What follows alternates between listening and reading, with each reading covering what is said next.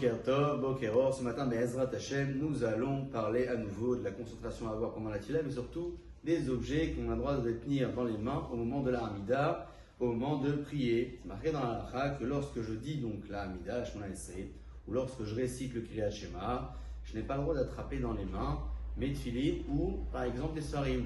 J'ai retiré mes tefilines, je les ai dans les mains, je n'ai pas le droit. Pourquoi? Parce que j'ai peur que les tefilines tombent et donc je serai systématiquement déconcentré pendant la tefila.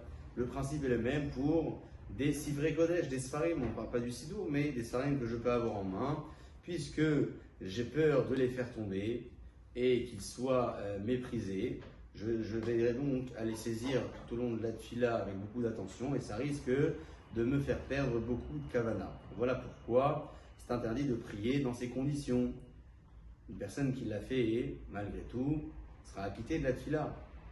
Bien que ce soit noté, El Tilato Nishmat. Dans ces conditions, la tefila n'est pas acceptée, mais enfin, disons qu'a posteriori, elle n'aura pas besoin de prier. À l'exception du cas où cette personne-là sait qu'en reprenant donc cette tefila, elle pourra avoir une meilleure kavana.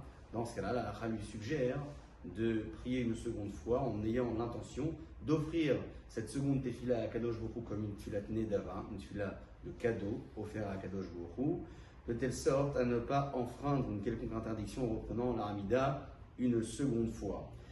Le cas que la halakha note en revanche et qui peut être assez actuel, c'est le cas de celui qui voyage dans un train, un avion et qui n'a pas envie de laisser ses tefilines près de lui et qui voudrait bien les prendre dans les mains pendant la Hamida. Dans ce cas-là, la halakha suggère de prier assis en ayant les tefilines sur soi plutôt que debout et en les attrapant, puisque en étant debout, on sera beaucoup plus déconcentré, alors qu'en étant assis, on pourra les mettre près de soi et prier malgré tout avec Kavana et Ochim Tiyou.